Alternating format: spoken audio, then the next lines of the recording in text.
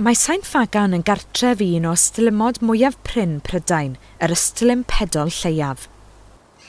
Does dim llawer o siawns i chi weld yr Ystlum hynod bryn yma.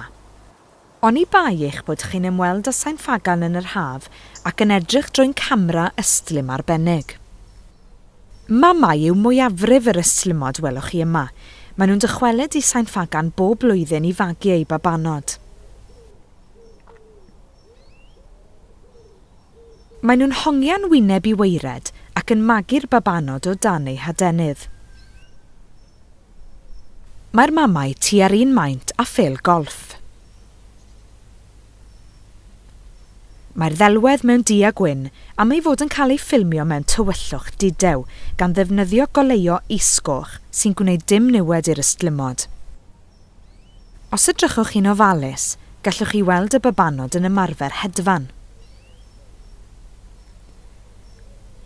Mae'r mamau yn glynu'r to gerfydd eu traed ac yn cario ei babanod yn eu cegau.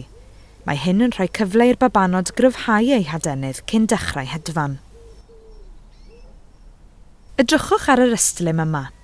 Gallwch chi weld ei fod yn cyfleidio rhywbeth rhwng ei adenydd. Baban Ystlum sydd y tu mewn i'r adenydd. Ac os edrychwch chi ar yr Ystlum yma, gallwch chi weld y baban yn cuddio o dan yr adain. Maen nhw bron mor fawr â'i mamau. Mae lliw ychydig yn dywyllach ar y baban Ystlum. Wrth iddi dywyllu y tu allan, mae'r Ystlumod yn dechrau bywiogi ar ei clwydi.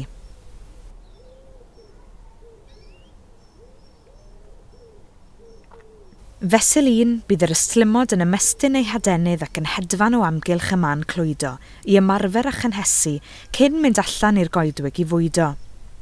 Mae'n rhaid i'r mamau ddal miloedd o bryfed bob nos i oroesi.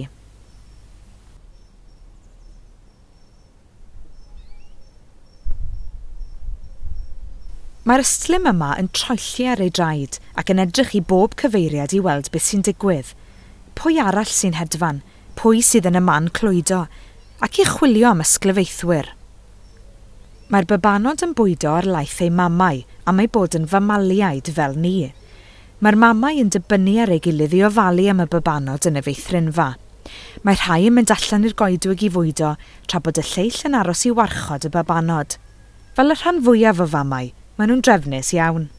Mae gan Ystlumod Pedol ganiad swynol sydd ond yn medru cael ei glywed drwy ddatguddio'r Ystlum.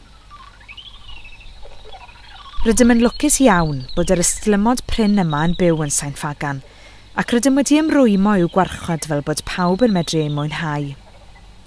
Mae'n anghyfreithlon niweidio Ystlum neu gartref Ystlum, felly os ydych chi'n credu bod unrhyw Ystlumod mewn perygl, cysylltwch ar ymddiriedolaeth gwarchod Ystlumod.